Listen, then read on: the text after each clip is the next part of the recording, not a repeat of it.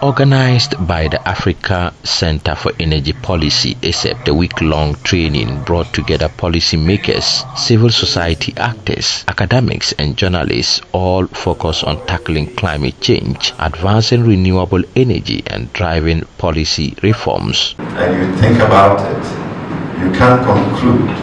Executive Director of ACEP, Benjamin Boachi, believes the transformation of Africa's energy and climate space must come from within. Also the behavioral changes. We talked about energy savings that are actually reducing emissions. And Europe's drop in consumption, a lot of it is actually attributed to emissions and efficiency.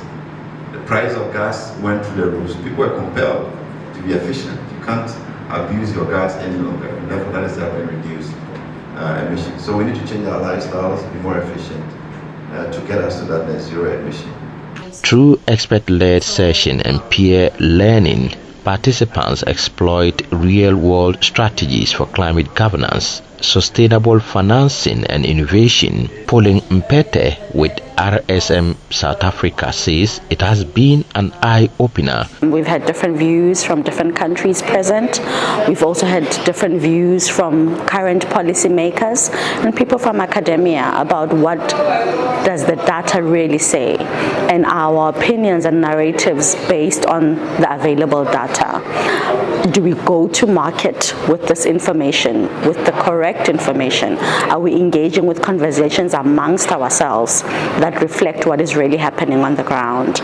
And I think the perspective of participants from different countries explaining to us how this comes to play in their own countries has also quite been informative.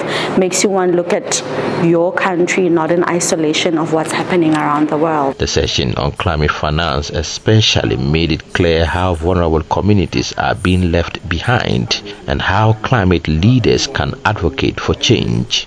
Here is Dennis Asari, a researcher with Imani, Ghana. If you look at the context of Africa, while we are working to set up the right institutions, there's a need to pay attention to the kind of policies, the financing, as well as how we carry all our institutions along and also focus on issues related to human rights, which is a very key part of our climate mitigation and adaptation strategy. Because without the financing, the policies and the regulations and the laws and institutions cannot be properly domesticated, or we can't reap the benefits of our climate strategy.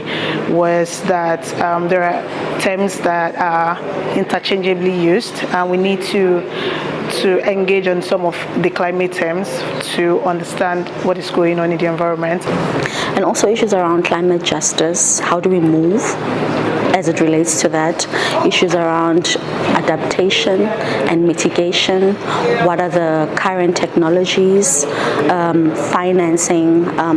What are the instruments that we should be focusing on that helps us get to an optimum state where we are able to affect our climate in a good way and also be able to help our people and have social impact. And I think that in the whole day session, the good thing that happened is that we got a chance to learn about the science, also got a chance to learn about the law. And it is so interesting how we're able to marry the science with the law, particularly on the fact that we see Africa is the most exposed, even though we are the least contributors. While this is known, there is very little attention on how we build the right legislation, regulatory framework, as well as the right institutions to help us address the challenges that we are seeing in Africa.